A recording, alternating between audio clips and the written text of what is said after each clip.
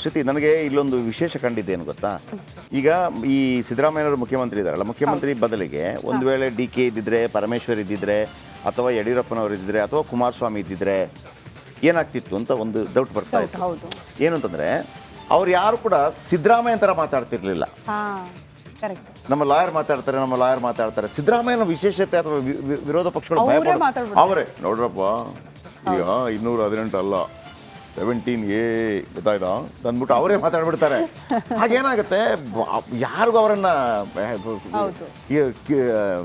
ಮತ್ತೊಬ್ಬರು ಅವರ ಮೇಲೆ ಸವಾರಿ ಮಾಡೋಕ್ಕಾಗಲ್ಲ. ಬಟ್ ನಾನೊಂದು ಅಬ್ಸರ್ವ್ ಮಾಡ್ದಂಗೆ ನೀವು ಹೇಳ್ದಂಗೆ, ಈಗ ಅದೇ ಪ್ಲೇಸಲ್ಲಿ ಡಿ ಕೆ ಶಿವಕುಮಾರ್ ಅಥವಾ ಪರಮೇಶ್ವರ್ ಅಥವಾ ಎಂ ಬಿ ಪಾಟೀಲ್ ಯಾರೇ ಸಿಎಂ ಆಗಿದ್ರು ಕೂಡ ಇಂಥ ಆರೋಪ ಬಂದಿದ್ರೆ ತಕ್ಷಣಕ್ಕೆ ರಾಜೀನಾಮೆ ಕೊಡಿಸ್ತಾ ಇದ್ರು ಅಂತ ಪಕ್ಷದವರು. ಸಿದ್ದರಾಮಯ್ಯನ ಆಗಿರೋ ಕಾರಣಕ್ಕೆ ಅದನ್ನ ವೇಟ್ ಮಾಡ್ತಿದ್ದಾರೆ. ಅದು ನೆನ್ನೆ ನಾವು ಹೇಳಿದ್ವಿ ಏನಾಗುತ್ತೆ ಸಿದ್ದರಾಮಯ್ಯ ರಾಜೀನಾಮೆ ಕೊಟ್ಟರೆ. ಆಮೇಲೆ ನೆನ್ನೆ 9 ಗಂಟೆಗೆ ನಾನು ವಿಸ್ತೃತವಾಗಿ ಹೇಳಿದ್ದೆ. ಯಾಕಂದ್ರೆ ವೀರೇಂದ್ರ ಪಾಟೀಲ್ ನಂತರ ಏನಾಗುತ್ತೆ, ಈಗ ಕಾಂಗ್ರೆಸ್ಗೆ ಇರುವಂತ ದೊಡ್ಡ ವೋಟ್ ಬ್ಯಾಂಕ್ ಅಹಿಂದಾನೆ. ಆಮೇಲೆ ಡಿ ಕೆ ಶಿವಕುಮಾರ್ ಇದ್ದಾರೆ ಅಂತ ಅಂದ್ಬಿಟ್ಟು ಒಂದು ಒಕ್ಕಲಿಗ ವೋಟ್ ಬ್ಯಾಂಕ್ ಕೂಡ ಇದೆ. ಲಿಂಗಾಯತರದ್ದು ಇಲ್ಲ ಅಂತಲ್ಲ, ಆದ್ರೆ ಕಳೆದ ಬಾರಿ ಯಡಿಯೂರಪ್ಪನವರ ಕಾರಣಕ್ಕಾಗಿ ದೊಡ್ಡ ಪ್ರಮಾಣದಲ್ಲಿ MLAಗಳು ಜಾಸ್ತಿ ಆಗಿದ್ರು ಅಂತೇಳಿ. ಈಗ ಅವರ ಮಗನಿಗೆ ಸಿಕ್ಕಿರೋ ಕಾರಣಕ್ಕಾಗಿ ಅದು ಬಿಜೆಪಿಗೆ ವಾಪಸ್ ಹೋಗುತ್ತೆ. ಆದ್ರೆ ಅಹಿಂದದ ದೊಡ್ಡಣ್ಣ ಯಾರು? ಸಿದ್ದರಾಮಯ್ಯನವರ ಕುರುಬ ಸಮಾಜದ 40 ಲಕ್ಷ ಜನ ಇದ್ದಾರೆ. ಕುರುಬ ಸಮಾಜದವರು 40 ಜಾಸ್ತಿ, ಕೆಲವರು ಜಾಸ್ತಿ ಕಡಿಮೆ ಅಂತ ಹೇಳ್ತಾರೆ, ಗೊತ್ತಿಲ್ಲ. ಅದು 3ನೇ ಅತಿ ದೊಡ್ಡ ಅಂತ. ಆಮೇಲೆ 175 ಕ್ಷೇತ್ರದಲ್ಲಿ ನಿಮಗೆ ಸೋಲು ಗೆಲುವನ್ನು ನಿರ್ಧಾರ ಮಾಡುತ್ತೆ. ಅದು 10 ರಿಂದ 15 ಸಾವಿರ, ಒಂದ್ ಕಡೆ 5 ಸಾವಿರ ಇರ್ಬೋದು, 10 ಸಾವಿರ ಇರ್ಬೋದು, 15, 20 ಈ ತರ ಇರ್ಬೋದು. ಆಮೇಲೆ ಸಿದ್ದರಾಮಯ್ಯ ಇರೋ ಕಾರಣಕ್ಕಾಗಿ 90% ವೋಟ್ ಅದು ಕಾಂಗ್ರೆಸ್ಗೆ ಬೀಳ್ತಾ ಇದೆ. ಹಾಗಾಗಿ ಬಿಜೆಪಿ ಅವರು ಕುರುಬ ಸಮುದಾಯದ MLAಗೂ ಟಿಕೆಟ್ ಕೊಡಲ್ಲ, ಯಾಕಂದ್ರೆ ಬೀಳಲ್ಲಪ್ಪ ಅಂತ ಅನ್ನೋ ಕಾರಣಕ್ಕಾಗಿ. ಹಾಗಾಗಿ ಅವರೇನಾದ್ರು ಅಲ್ಗಾಡ್ಬಿಟ್ರೆ, ಅದಕ್ಕೆ ನೆನ್ನೆ ಹೇಳ್ತಾ ಇದ್ದೆ ನಾನು, ಒಂದ್ ವೇಳೆ ಈಗ ಮುಖ್ಯಮಂತ್ರಿ ಆಗೋದಕ್ಕೆ ಡಿ ಕೆ ಶಿವಕುಮಾರ್ಗೆ ಅವಕಾಶ ಸಿಕ್ಕಿದ್ರು ಕೂಡ ಅವ್ರು ಮುಖ್ಯಮಂತ್ರಿ ಆಗೋದಿಲ್ಲ. ಏನಾಗ್ಬಿಡುತ್ತೆ ಅಂದ್ರೆ, ಓಹೋ ಸಿದ್ದರಾಮಯ್ಯನವರನ್ನ ಕೆಳಗಿಳಿಸೋದು ನೀನೇನಾ ಅಂತ ಒಂದು ಪಸರಿಸಿ ಬಿಡ್ತಾರೆ. ಮೂಡ ನೀವೇ ಮಾಡಿದ್ದೆ ಅಂತೇಳಿ ಬಿಜೆಪಿ ಆದ್ರೆ ಹೇಳ್ಬಿಡುತ್ತೆ. ಹಾಗಾಗಿ ಅವರು ಅದಕ್ಕೆ ಹೋಗೋದಿಲ್ಲ. ಎನಿಹೌ, ಈಗ ನ್ಯಾಯಾಲಯದ ತೀರ್ಪನ್ನು ಗೌರವಿಸ್ತೇನೆ ಅಂತೇಳಿ ಸಿಎಂ ರಾಜೀನಾಮೆ ವಿಚಾರಕ್ಕೆ ಸಂಬಂಧಪಟ್ಟ ಹಾಗೆ ಪರಮೇಶ್ವರ್ ಹೇಳಿದ್ದಾರೆ. ಸಿಎಂ ರಾಜೀನಾಮೆ ಕೊಡುವ ಅಗತ್ಯ ಇಲ್ಲ. ಬೆಂಗಳೂರಿನಲ್ಲಿ ಗೃಹ ಸಚಿವ ಪರಮೇಶ್ವರ್ ಹೇಳಿಕೆಯನ್ನು ಕೊಟ್ಟಿದ್ದಾರೆ, ಕೇಳಿಸ್ಕೊಳ್ಳಿ.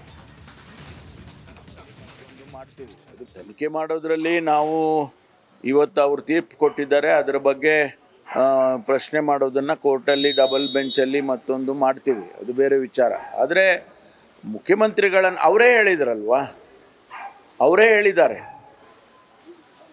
ಬೇರೆ ಬೇರೆ ವಕೀಲರು ಆರ್ಗ್ಯುಮೆಂಟ್ಗಳು ಮಾಡುವಂಥ ಸಂದರ್ಭದಲ್ಲಿ ಮಾನ್ಯ ನ್ಯಾಯಾಧೀಶರೇ ಹೇಳಿದ್ರು, ಏನ್ರಿ ಇದರಲ್ಲಿ ಮುಖ್ಯಮಂತ್ರಿಗಳ ಪಾತ್ರ ಏನಿದೆ ಅನ್ನೋದನ್ನು ಹೇಳಿ, ನೀವು ಯಾರೂ ಹೇಳ್ತಾ ಇಲ್ವಲ್ಲ ಅಂತೇಳಿ ಅವರೇ ಹೇಳಿದ್ದಾರೆ.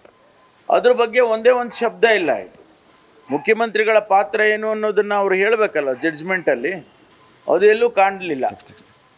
ಆದ್ದರಿಂದ ನಾವು ಅಲ್ಲಿ ಅಬ್ಸರ್ವೇಷನ್ ಮಾಡಿರೋದೇ ಬೇರೆ, ಇಲ್ಲಿ ನಮಗೆ ಬಂದಿರತಕ್ಕಂಥ. ಇನ್ನು ರಾಜ್ಯಪಾಲರಿಗೆ ಮೂಗುದಾರ ಹಾಕುತ್ತಾ ಸರ್ಕಾರ ಅನ್ನುವಂತಹ ಪ್ರಶ್ನೆ ಕಾರಣ ರಿಪಬ್ಲಿಕನ್ ಜೊತೆ AS ಪೊನ್ನಣ್ಣ ಅವರು ಎಕ್ಸ್ಕ್ಲೂಸಿವ್ ಆಗಿ ಮಾತನಾಡಿದ್ದಾರೆ. ಸಿಎಂ ಕಾನೂನು ಸಲಹೆಗಾರರಾಗಿದ್ದಾರೆ AS ಪೊನ್ನಣ್ಣ. ಆದಷ್ಟು ಬೇಗ ರಾಜ್ಯಪಾಲರ ವರ್ತನೆಗೆ ಬ್ರೇಕ್ ಹಾಕ್ತೀವಿ ಅಂತ ಹೇಳಿದ್ದಾರೆ. ಕೋರ್ಟ್ ಯಾರು ಸಿಎಂ ಅಂತ ತೀರ್ಮಾನ ಮಾಡಲ್ಲ, ಜನ ಶಾಸಕರು ಸಿಎಂ ಯಾರು ಅಂತ ತೀರ್ಮಾನ ಮಾಡ್ತಾರೆ. ಬಿಜೆಪಿಯಿಂದ ಎಷ್ಟು ಜನ ಜೈಲಿಗೆ ಹೋಗಿದ್ದಾರೆ, ರಾಜ್ಯಪಾಲರು ಕಾರ್ಯವ್ಯಾಪ್ತಿ ಮೀರಿ ವರ್ತನೆ ಮಾಡ್ತಿದ್ದಾರೆ. ಆದಷ್ಟು ಬೇಗ ಮೂಗುದಾರ ಹಾಕುವ ಕೆಲಸ ಮಾಡ್ತೀವಿ ಅಂತ AS ಪೊನ್ನಣ್ಣ ಕಾನೂನು ಸಲಹೆಗಾರ ಸಿಎಂ ಅವರಿಗೆ ರಿಪಬ್ಲಿಕನ್ ಜೊತೆ ಮಾತನಾಡಿದ್ದಾರೆ. ಏನ್ ಹೇಳಿದ್ದಾರೆ ಬನ್ನಿ ನೋಡ್ಕೊಂಡು ಬರೋಣ. ಇವತ್ತಿನ ತೀರ್ಪು ಸಿಎಂ ಸ್ಥಾನಕ್ಕೆ ಯಾವುದು ಧಕ್ಕೆ ತರ್ತಕ್ಕಂಥದ್ದಲ್ಲ. ನ್ಯಾಯಾಲಯಗಳು ತೀರ್ಮಾನ ಮಾಡೋದಿಲ್ಲ ಯಾರು ಮುಖ್ಯಮಂತ್ರಿ ಆಗ್ಬೇಕು ಅಂತ. ಜನ ತೀರ್ಮಾನ ಮಾಡ್ತಾರೆ, ಶಾಸಕರು ತೀರ್ಮಾನ ಮಾಡ್ತಾರೆ. ಅದೇ ಪ್ರಜಾಪ್ರಭುತ್ವ ವ್ಯವಸ್ಥೆ. ಆದ್ರಿಂದ ಅವರು ಮುಂದುವರಿತಾರೆ. ಸಂಪೂರ್ಣವಾಗಿ ನಮ್ಮ ಶಾಸಕರು ಅವ್ರ ಜೊತೆ ಇದ್ದಾರೆ, ಸಚಿವರು ನಮ್ಮ ಜೊತೆ ಅವ್ರ ಜೊತೆ ಇದ್ದಾರೆ, ಹೈಕಮಾಂಡ್ ಮುಖ್ಯಮಂತ್ರಿಗಳಾದ ಸಿದ್ದರಾಮಯ್ಯ ಜೊತೆ ಇದ್ದಾರೆ, ಅವರೇ ಮುಖ್ಯಮಂತ್ರಿಯಾಗಿ ಉಳಿತಾರೆ. ಈಗ ಬಿಜೆಪಿ ನೈತಿಕತೆ ಪ್ರಶ್ನೆ ಎತ್ತಾ ಇದೆಯಲ್ಲ ಸರ್, ಈಗ ತನಿಖೆಗೆ ಅಥವಾ ಈ ವಿಚಾರ ಎತ್ತಿದೆ. ಬಿಜೆಪಿ ಅವರಿಗೆ ನೈತಿಕತೆಯ ಪ್ರಶ್ನೆ ತೆಗೆಯುವಂತ ನೈತಿಕತೆ ಇದೆಯಾ?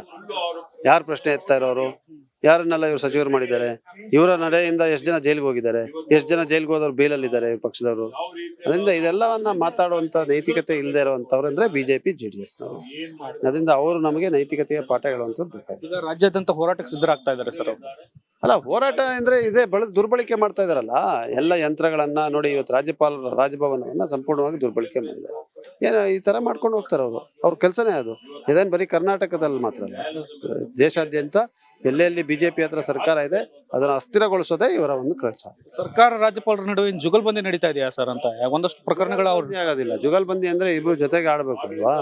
ಇವರು ನಾವು ಸಂವಿಧಾನದ ಪಾಲನೆ ಮಾಡೋರು, ಅವ್ರ ಸಂವಿಧಾನ ವಿರೋಧಿಸೋರು. ಈಗ ಯಾವ ರೀತಿಯಾದಂತ ನಡೆ ಅನುಸರಿಸ್ತಾ ಇದ್ದಾರೆ ಅಂತೀರಿ ರಾಜ್ಯಪಾಲರು? ಅಲ್ಲ, ರಾಜ್ಯಪಾಲರು ಇವತ್ತು ಕೂಡ ಅವರ ಕಾರ್ಯವ್ಯಾಪ್ತಿಯನ್ನ ಮೀರಿ, ಅವರ ಸಾಂವಿಧಾನಿಕವಾದಂತ ಅಧಿಕಾರವನ್ನ ಮೀರಿ ನಡೆಸ್ತಾ ಇದ್ದಾರೆ. ಅವರ ನಡೆ ಆ ತರ ಇದೆ. ಇದರಿಂದ ಅದನ್ನ ಸರಿಪಡಿಸ್ಕೊಳ್ಳೋದೇ ಒಳ್ಳೇದು. ಆ ರಾಜ್ಯಪಾಲರಿಗೆ ಮೂಗುದಾರ ಹಾಕಕ್ಕೆ ಕಾನೂನಲ್ಲಿ ಅವಕಾಶ ಇಲ್ವಾ ಸರ್ ಅಂತ? ಆ ಕ್ರಮಗಳನ್ನು ಕೂಡ ನಾವು ಇವಾಗ ವಿಶ್ಲೇಷಣೆ ಮಾಡ್ತಾ ಇದ್ದೀವಿ. ಯಾವ ರೀತಿ ಕ್ರಮ ಜರುಗಿಸಬೇಕು ಅಂತ ಮುಂದಿನ ದಿನಗಳಲ್ಲಿ ಆದಷ್ಟು ಬೇಗ ನಾವು ಮಾಡ್ತೀವಿ. ಇನ್ನು ತನಿಖೆಗೆ ಅನುಮತಿ ಸಿಕ್ಕ ಮೇಲೆ ಅಧಿಕಾರದಲ್ಲಿರುವುದು ಸರಿಯಲ್ಲ. ರಿಪಬ್ಲಿಕನ್ನಕ್ಕೆ ಹಿರಿಯ ವಕೀಲ BV ಆಚಾರ್ಯ ಪ್ರತಿಕ್ರಿಯೆ ಕೊಟ್ಟಿದ್ದಾರೆ. ದೊಡ್ಡ ಹುದ್ದೆಯಲ್ಲಿದ್ದುಕೊಂಡು ತನಿಖೆ ಎದುರಿಸಲು ಆಗುವುದಿಲ್ಲ. ಕೆಲವರು ರಾಜೀನಾಮೆ ನೀಡಿದ್ದಾರೆ, ಕೆಲವರು ಫೈಟ್ ಮಾಡ್ತಾರೆ. ಆರೋಪಿಯಾಗಿದ್ದವರು ದೊಡ್ಡ ಹುದ್ದೆಯಲ್ಲಿ ಇರುವುದು ಸರಿಯಲ್ಲ. ಇದು ನಿಷ್ಪಕ್ಷಪಾತ ತನಿಖೆ ನಡೆಸಲು ತೊಂದರೆಯಾಗಲಿದೆ ಅಂತ ಹೇಳಿ BV ಆಚಾರ್ಯ ಹೇಳಿದ್ದಾರೆ. BV ಆಚಾರ್ಯರು ಭಾಳ ದೊಡ್ಡ ಹೆಸರು ಕರ್ನಾಟಕದಲ್ಲಿ. ಅವರನ್ನು ಮಾತಾಡಿಸುವಂಥ ಪ್ರಯತ್ನಗಳನ್ನು ಮಾಡಿದ್ವಿ. ಅವರು ನಾನು ಅದೇ ಹೇಳಿದ್ನಲ್ವಾ, ಲಾಯರ್ಗಳು ಒಂದೊಂದು ಹೇಳ್ತಾ ಇರ್ತಾರೆ. ಈಗ ಪೊನ್ನಣ್ಣ ಒಂದು ಹೇಳಿದರು, ಆಮೇಲೆ BV ಆಚಾರ್ಯ ಒಂದು ಹೇಳ್ತಾರೆ. ಫೈನಲಿ ಬರೋದು ನೈತಿಕತೆ ವಿಚಾರ. ಏನು ಹೇಳಿದ್ದಾರೆ ಕೇಳಿಸ್ಕೊಳ್ಳಿ. ಸಿಎಂ ಸಿದ್ದರಾಮಯ್ಯವರ ವಿರುದ್ಧ ಕೇಳಿಬಂದಂಥ ಮೂಢ ಹಗರಣದ ವಿಚಾರವಾಗಿ ರಾಜ್ಯಪಾಲರು ಪ್ರಾಸಿಕ್ಯೂಷನ್ಗೆ ಅನುಮತಿ ಕೊಟ್ಟಂಥ ವಿಚಾರಕ್ಕೆ ಸಂಬಂಧಪಟ್ಟಂತೆ ಅದನ್ನು ಯಾವುದೇ ಕಾರಣಕ್ಕೂ ಕೂಡ ಅನುಮತಿ ಕೊಡಬಾರ್ದು ಅಂತೇಳಿ ಅದನ್ನು ಪ್ರಶ್ನಿಸಿ ಅರ್ಜಿ ಸಲ್ಲಿಕೆ ಆಗಿತ್ತು. ಇವತ್ತು ಜಡ್ಜ್ಮೆಂಟ್ ಅನ್ನ ಕೊಟ್ಟಿದೆ. ಮಾತಾಡೋದಕ್ಕೆ ಈಗ ನಮ್ಮೊಂದಿಗಿದ್ದಾರೆ ಹಿರಿಯರು ಹಾಗೂ ಕಾನೂನು ತಜ್ಞರಾಗಿರುವಂಥ BV ಆಚಾರ್ಯ ಅವರು. ಸರ್ ನಮಸ್ಕಾರ. ಈಗ ಇನ್ವೆಸ್ಟಿಗೇಟ್ ಮಾಡುವ ಸಮಯದಲ್ಲಿ generally the accused should not be holding a high position so that an impartial fair investigation may not be possible ಅಂತ. ಹಾಗಾಗಿ ಎಷ್ಟೋ ಜನ once the investigation commences resign ಮಾಡುವವರು ಇದ್ದಾರೆ. ರಿಸೈನ್ ಮಾಡದೆ ನಾನು ಅದನ್ನು ಒಪ್ಪುವುದೇ ಇಲ್ಲ ಅಂತೇಳಿ ಕೇಜ್ರಿವಾಲ್ ಅವರ ಹಾಗೆ ಕಂಟಿನ್ಯೂ ಆಗುವವರು ಇದ್ದಾರೆ. So this is not governed by law. It depends on the individual.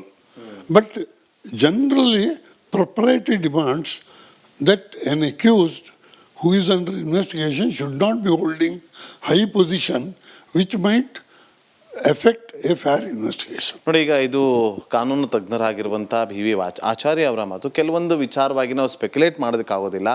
ಕಾನೂನಾತ್ಮಕವಾದಂಥ ಹೋರಾಟಗಳು ನಿತ್ಯ ನಿರಂತರವಾಗಿರುತ್ತೆ ಅನ್ನುವ ಮಾತನ್ನು ಕೂಡ ತಿಳಿಸಿದ್ದಾರೆ. ಕ್ಯಾಮ್ರಾ ಪರ್ಸನ್ ಮಂಜು ಜೊತೆ ನಾಗೇಂದ್ರ ಬಾಬು, ರಿಪಬ್ಲಿಕ್ ಕನ್ನಡ, ಬೆಂಗಳೂರು.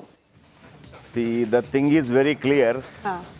ಕುತೂಹಲ ಇರುವಂಥದ್ದು 218 ಪ್ರಾಸಿಕ್ಯೂಷನ್ಗೆ ಅನುಮತಿ ಮತ್ತು ತನಿಖೆಗೆ ಅನುಮತಿ, ಇದರ ವ್ಯತ್ಯಾಸಗಳೇನು ಅಂತೇಳಿ BV ಆಚಾರ್ಯ ಮಾತಾಡಿದ್ದಾರೆ. ಇದೆಲ್ಲವೂ ಕೂಡ ನೈತಿಕತೆ ವಿಚಾರಕ್ಕೆ ಬರುತ್ತೆ. ನೀವು ರಾಜೀನಾಮೆಗಳು ಮಾನ ಮರ್ಯಾದೆ ಇಲ್ಲದೆ ಇದ್ರೂ ಕೂಡ ಬಿಟ್ಟು ಹೋಗ್ಬೇಕ್ರಿ ಅಂತ ಹೇಳ್ತಾರಲ್ಲ, ಆ ಥರ. ಯಾಕಂದರೆ ಸಿದ್ದರಾಮಯ್ಯ